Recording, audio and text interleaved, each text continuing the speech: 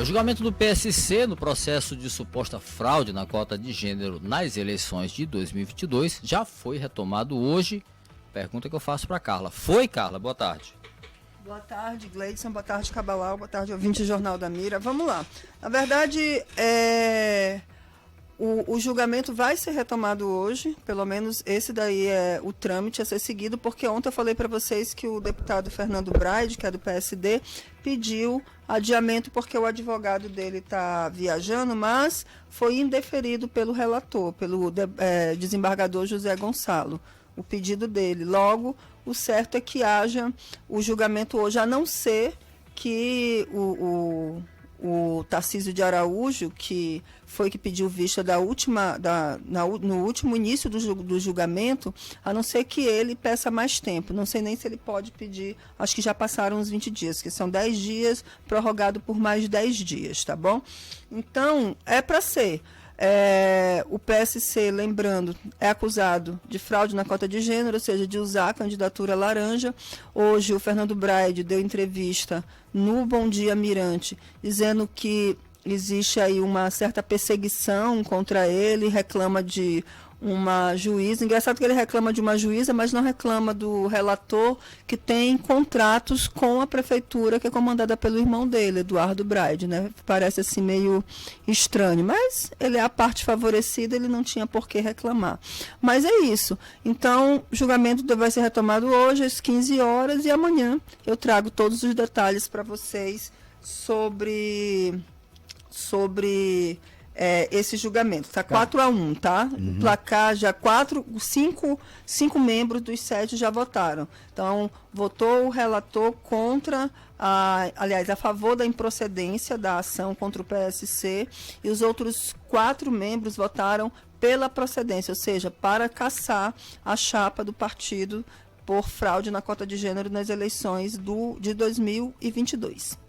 Ô Carla, o Ministério Público parece que tem nova lista aqui, o Tribunal de Contas do Estado tem nova lista aqui de municípios maranhenses que para ter fiscalização do EJA, do EJA. Que é a Educação para Jovens e Adultos. Isso, o Ministério Público, depois que a Controladoria Geral da União fez um relatório sobre o censo escolar, porque esses dados eles estão no censo escolar. Quando chega no mês de maio, tanto os estados quanto os municípios, eles precisam abastecer o sistema do Ministério da Educação sobre o número de matrículas. Claro que é um sistema muito falho, porque se não tem como, não precisa comprovar que está matriculado, então os caras vão lá e colocam o nome até de morto, né? Como a gente viu na fiscalização do TCE. Então, com esse relatório que mostra inconsistência nesses dados do EJA, especificamente a educação de jovens e adultos, o Ministério Público Federal pediu que o Tribunal de Contas do Estado, aqui do Maranhão, faça auditorias, né, in loco, em 20 municípios. Eu vou citar alguns aqui. Para fazer em Matões do Norte, mas Matões do Norte tem coisa, viu? Matões do Norte, Milagres do Maranhão, Pastos Bons, Água Doce do Maranhão, Aldeias Altas, Centro do Guilherme, Carolina, Santana do Maranhão, Afonso Cunha, Amapá do Maranhão, Magalhães de Almeida, Araguanã, Cândido Mendes, São Francisco do Maranhão, Lajeado Novo, Paulo Ramos, Pedro do Rosário, Coelho Neto, Brejo e Turilândia. Só município enorme, né? Só que não. Então, esses aí, o Tribunal de Contas do Estado, a pedido do Ministério Público, vai fazer as auditorias. Nesses municípios, alguns o Tribunal já tinha feito, tá? O TCE já tinha feito. Vocês lembram que começou em São Bernardo do Maranhão, que foi onde eles encontraram o maior número. Depois da auditoria que foi feita lá em loco, eles encontraram o maior número de matrículas fictícias, ou matrículas de pessoas que não estudavam. Então, foi muito identificado que são 40 municípios que teve encontrado inconsistências nesses dados sobre o EJA. Então, desses 40 municípios, encontraram pessoas mortas matriculados, encontraram pessoas que receberam 50 a 100 reais para se matricular, encontraram pessoas que nem sabiam que estavam matriculadas, encontraram até uma mestre, professora universitária que estava matriculada na educação de jovens e adultos. Revisão. Isso, exatamente, uma revisão de tudo que ela aprendeu, só sendo Cabalau. E aí ainda tem esse Cabalau. E aí ainda tem a questão dos dados da educação em tempo integral, escola em tempo integral.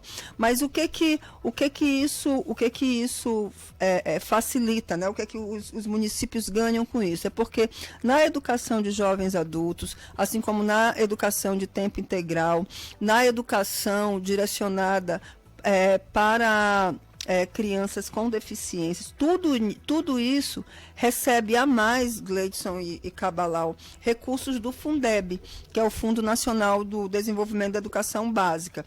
Então, para o EJA e para a educação em tempo integral, é 30% a mais do valor. Quando se trata de educação para crianças com deficiência, é 50% a mais no valor repassado do governo federal para o Fundef, né? Para os municípios e para os estados. E aí acaba daquele mesmo esquema da saúde, colocando um monte de procedimentos e atendimentos médicos que não foram realizados. A mesma coisa acontece com a educação.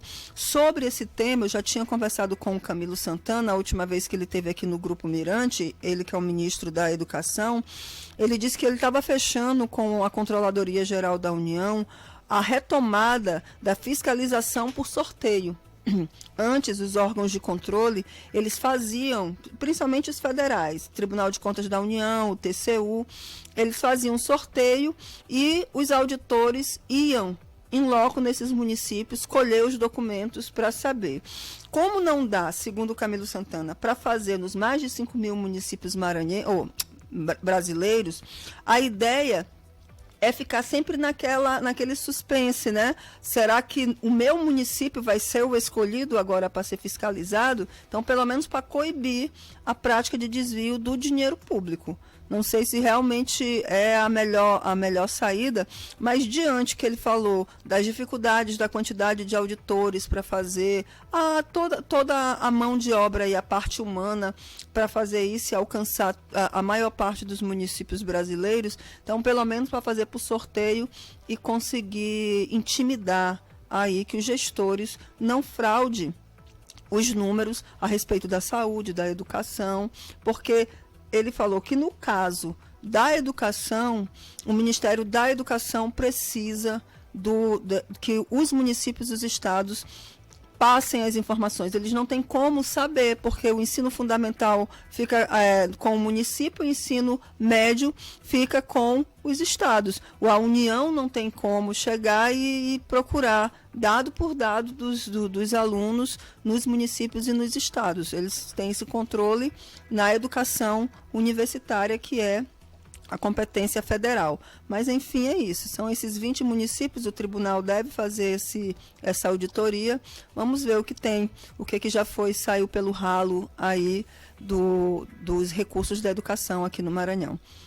O que mais chateia, Gleidson e Cabalau, é que o discurso dos prefeitos é de terra arrasada sempre. Não tem dinheiro para a educação, não tem dinheiro para a saúde, mas aí toda vez que o Ministério Público entra em cena, foi desviado não sei quantos milhões a mais, não sei quantos milhões não foram aplicados, e é tantos milhões, não é possível. Eu fico sempre me perguntando se não tem como, se realmente a educação seria da forma que é.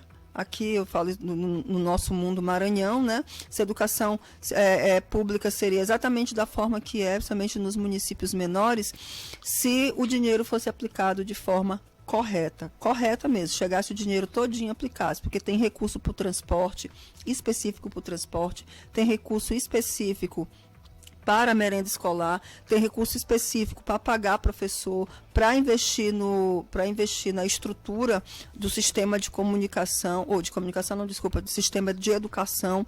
Eu queria saber, de fato, se isso fosse aplicado, se não seria melhor. Tá certo, Carla, obrigado. Tá bom, gente, uma boa tarde para vocês e amanhã eu tô de volta. Tchau, tchau.